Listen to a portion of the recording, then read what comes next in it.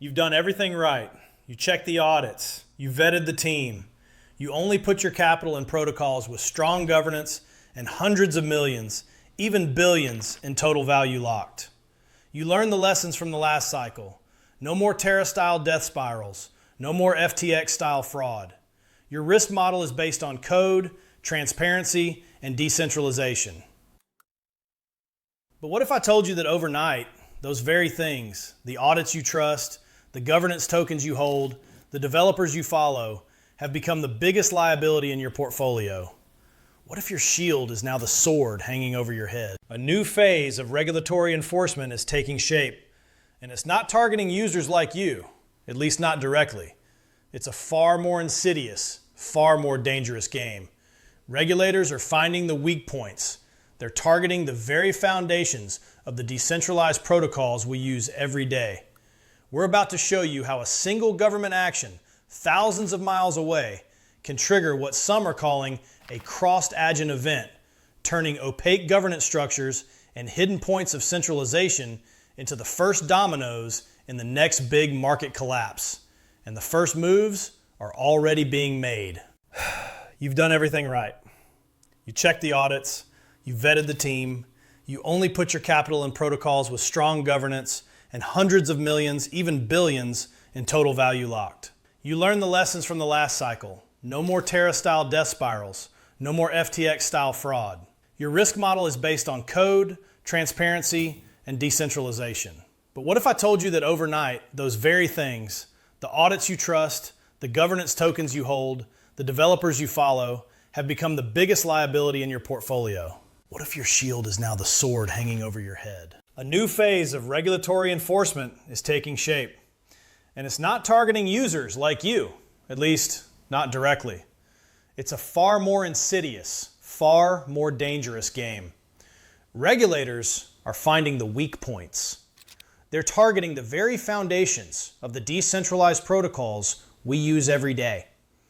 We're about to show you how a single government action, thousands of miles away, can trigger what some are calling a contagion event, turning opaque governance structures and hidden points of centralization into the first dominoes in the next big market collapse.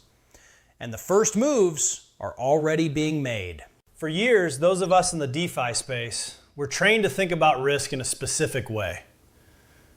It was a formula, a checklist for survival. First, you check the smart contract audits. Has the code been picked apart by reputable security firms? Good. Next, you look at the total value locked, or TVL. Hundreds of millions? Billions? That signals trust and deep liquidity. Great. Then you look at the team. Are they public? Do they have a track record? Finally, you look at the DAO, the Decentralized Autonomous Organization. Is governance active? Are token holders voting on the protocol's future? If a project checked these boxes, we called it blue chip, safe, a pillar of the new financial system we were all building. We were told that code was law, and as long as the code was secure, our assets were too. Of course, hacks were still a risk. Exploits of faulty code have cost users billions over the years. But even there, the industry has gotten smarter. Security has improved. On-chain monitoring is more sophisticated, and response times are faster. While big hacks definitely still happen, the community has been laser focused on stopping them. This focus on technical risk created a dangerous blind spot. We were so busy looking for bugs in the code, we missed the bugs in the system itself. We were watching the front door for hackers, while regulators were quietly walking in the back, armed not with exploits, but with subpoenas and legal precedents. The promise of DeFi was that it removed the fallible, greedy, and corruptible humans from the equation. We replaced bank managers with smart contracts and corporate boards with global DAOs. But we didn't eliminate them. We just hid them. The truth is, decentralization is a spectrum, and most protocols aren't nearly as decentralized as we'd like to believe. Behind the curtain of many DAOs, there are core development teams, foundations, and multi-signature wallet holders who hold the real power. They can push updates, pause contracts, and control the treasury. We trusted these centralized actors because we thought their interests were aligned with ours. Build a great product, grow the protocol, and everybody wins. But that calculation only works as long as the incentives are purely financial. What happens when a new, more powerful incentive is introduced? The incentive to stay out of jail. We are now entering a new chapter in the DeFi story, where the greatest risks aren't just technical, but systemic. They are the risks of fragile governance, regulatory shocks, and the hidden dependencies that tie this whole ecosystem together. The hundreds of billions of dollars DeFi industry is no longer an isolated sandbox. Banks are experimenting with stablecoins. Institutions are cautiously using DeFi for yield, and the tokenization of real-world assets is bringing Wall Street's language on-chain. This increasing integration with the traditional world, once seen as the path to mass adoption, has now become a transmission vector for a new kind of crisis. It's a crisis some are calling contagion, where a failure in one system can infect the other. And the first tremors are already being felt. For years, regulators treated DeFi like a strange land with its own bizarre rules. They'd go after the obvious criminals, the blatant scams and money launderers, but mostly left the core infrastructure alone. The attitude was a mix of confusion and caution. How do you regulate a protocol with no CEO, no headquarters, and a global anonymous group of token holders running it? The answer, it turns out, is that you don't have to. You just have to find the pressure points. That era of regulatory hesitation is ending. We are now in an age of enforcement. Agencies like the SEC and CFTC in the United States and their global counterparts are no longer just watching. They're actively probing and setting new precedents. Take the series of enforcement actions from the CFTC in 2023 against platforms like Open, Deridex, and ZeroX. These weren't scams. They were foundational pieces of DeFi. The charges were for offering leveraged and margined retail commodity transactions without proper registration and for failing to implement things like KYC programs. The message was clear. If it looks like a derivative and it's offered to U.S. persons, we don't care if it's on a smart contract. It falls under our jurisdiction. This was a major shift. The agencies began to articulate an evolving legal theory, developer liability. The idea that creators of a protocol can be held responsible for its use, even after they've deployed the code, is a chilling concept for anyone building in this space. In a particularly aggressive action against the DAO, the CFTC argued the DAO itself could be an unincorporated association, meaning every voting member could potentially be liable. That theory is no longer being contested in that specific case. A federal court entered a default judgment against DAO, siding with the CFTC's view. While the legal theory remains controversial, a precedent has been set. Regulators are piercing the veil of decentralization. They're looking for a throat to choke. And it's not just the US. In the United Kingdom, the Financial Conduct Authority, or FCA, has been running extensive consultations through 2025, signaling its intent to bring crypto assets into the fold of traditional finance law. Their proposed approach is telling. They don't plan on creating a friendly, bespoke regime for DeFi. Instead, their discussions focus on applying existing rules wherever they can identify a person or firm with effective control. Suddenly, that core development team or that multi-sig of well-intentioned guardians doesn't look like a feature. It looks like a legal target. These rules are still in the consultation phase, but they show that regulators globally are moving in a similar direction. Find the center of a supposedly decentralized network. These actions are creating a set of dangerous precedents. The first is that a DAO's legal wrapper doesn't automatically shield developers or key participants from liability. Regulators are increasingly arguing that if a group controls a protocol, they can be treated as an unlicensed business. The second, more profound precedent is that a smart contracts function can be interpreted as a regulated financial service. While this isn't settled law, and some policy discussions are exploring protections for open source developers, the direction of travel in enforcement actions is clear. The cumulative effect is a massive, invisible shift in the risk landscape. The core teams we once saw as shepherds of our favorite protocols are now viewed by powerful agencies as liabilities. Their control over the protocol, their very existence, is now potential grounds for enforcement. And when faced with a choice between protecting their protocol and protecting their personal freedom, what do you think they will choose? This isn't a theoretical question. It's the inciting incident for the contagion to come. To understand how this all falls apart, we don't need a textbook. We can construct a scenario based on the exact vulnerabilities that exist today. This is a story in 4 acts, showing how a single regulatory action can bring the whole house of cards down. Let's call it the stream finance contagion. Act 1, the first domino, the regulatory shock. Our story begins not in DeFi, but in a government office. A regulator, say the US Treasury, announces a targeted action. It's not against a top 10 DeFi protocol, but something more integral, a cross-chain bridge. This bridge is critical plumbing, letting users move billions between blockchains like Ethereum and other networks. The action isn't a ban, it's more subtle. The regulator designates the bridge's centralized relayer operator as a money services business that failed to meet anti-money laundering standards. They don't shut the bridge down, but they freeze the operator's assets and warn that anyone knowingly transacting with them is at risk. The market barely reacts at first. It's just a niche piece of infrastructure, right? Wrong. This bridge is the preferred plumbing for half a dozen major DeFi protocols, including a large lending market we'll call LendFlow. LendFlow holds over $2 billion in deposits, and much of its collateral is wrapped assets that came across that now tainted bridge. The developers at LendFlow, a well-known team, start to panic. They have a multi-signature wallet, an admin key, that controls the protocol's core functions. It was always presented as a security feature to protect against hacks, but now it's a liability. Are they facilitating transactions with a designated entity? Could they be next? After a frantic 12 hours of silence, they act. Citing caution and a clause in their terms of service nobody read, they trigger an emergency function. They pause all borrowing and all withdrawals. $2 billion in user funds are instantly frozen. The first domino has fallen. Act 2, the second domino, the governance failure. The LendFlow freeze sends a shockwave across the ecosystem. But the direct impact is felt most acutely at a yield aggregator we'll call Apex Yield. Its entire purpose is to take user deposits and automatically deploy them into the highest yielding DeFi strategies.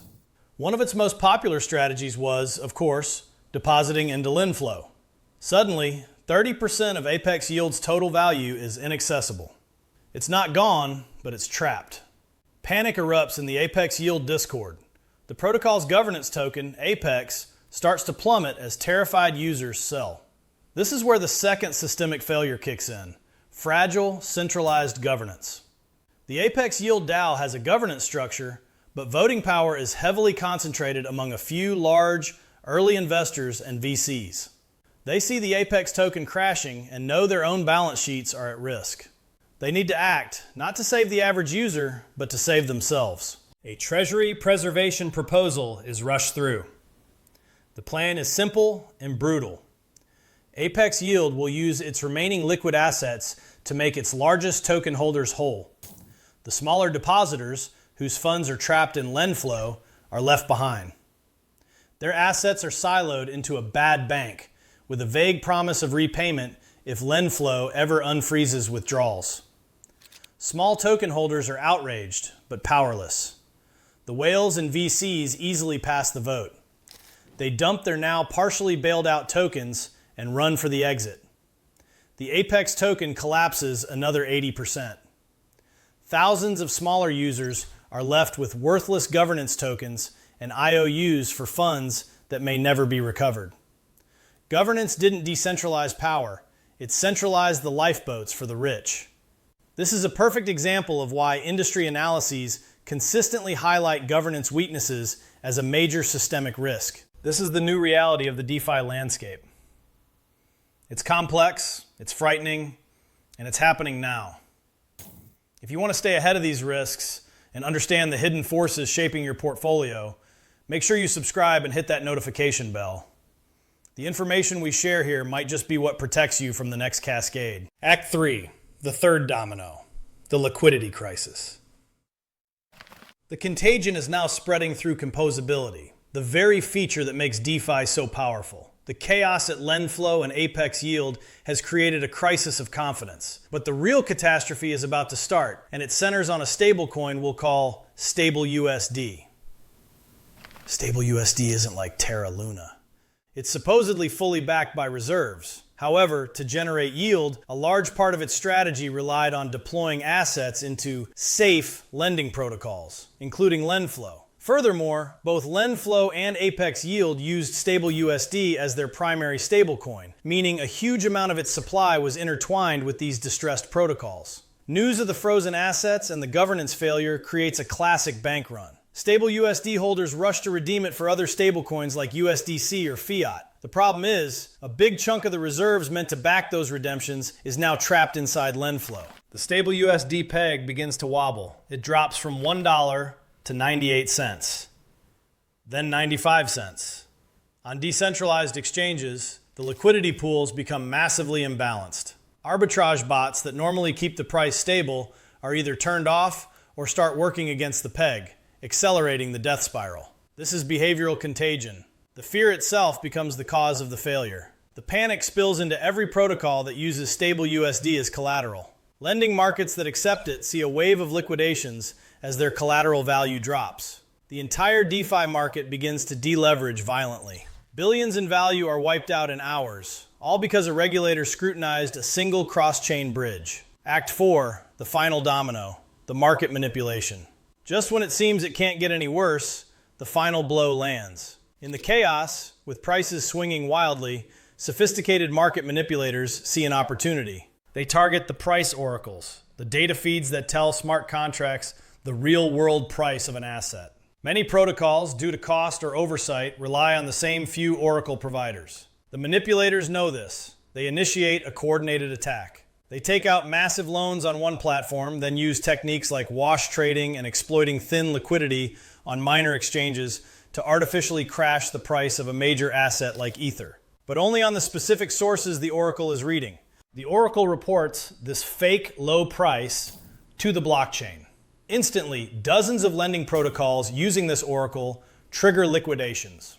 Billions in collateral are sold at fire sale prices, even though the true market price of Ether has barely moved. The attackers who orchestrated the dip are there to scoop up the assets for pennies on the dollar.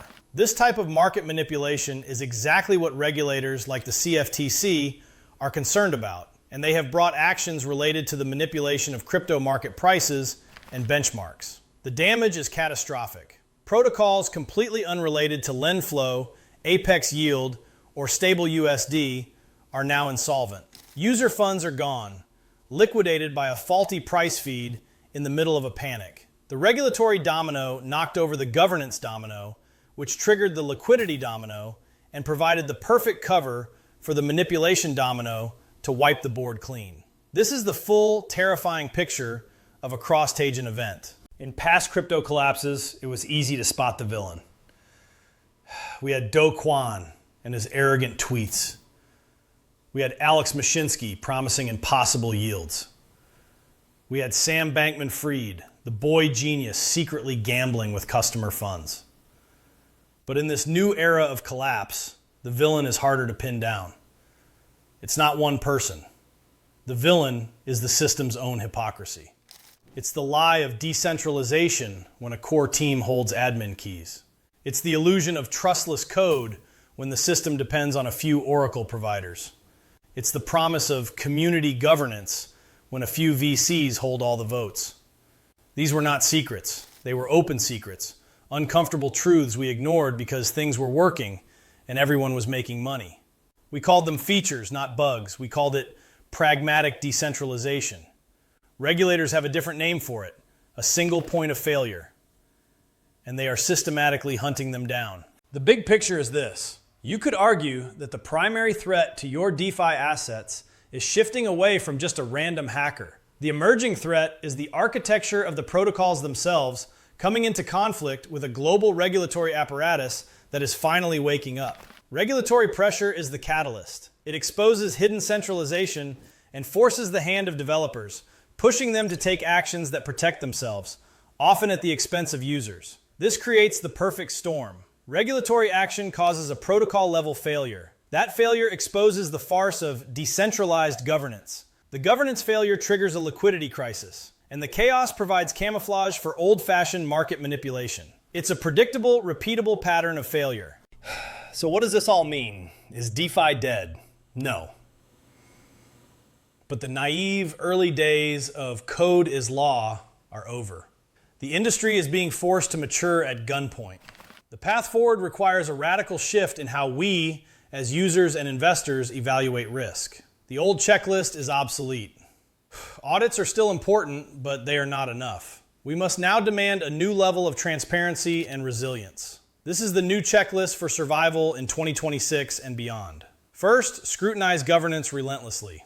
Don't just look at TVL, look at token distribution. Who holds the voting power? A handful of insiders, or is it truly distributed? Are there time locks on decisions to prevent rushed, self-serving proposals?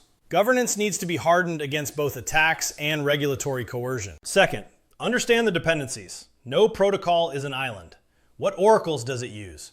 Which bridges is it reliant on? What stablecoins are integrated? You need to map the contagion routes yourself, because a problem in a protocol you don't even use can wipe you out. Composability is a strength, but it's also a transmission vector for risk. Third, demand true decentralization. This means questioning the need for admin keys and centralized emergency functions. It means supporting protocols that are actively working to minimize their own power. If a protocol has a clear group of controlling persons, it's no longer a question of if they will become a regulatory target, but when. And finally, we need to understand that regulatory clarity, while painful now, is necessary for the long-term health of the industry. Clear rules can reduce the kind of ambiguity that leads to panic and enforcement shocks.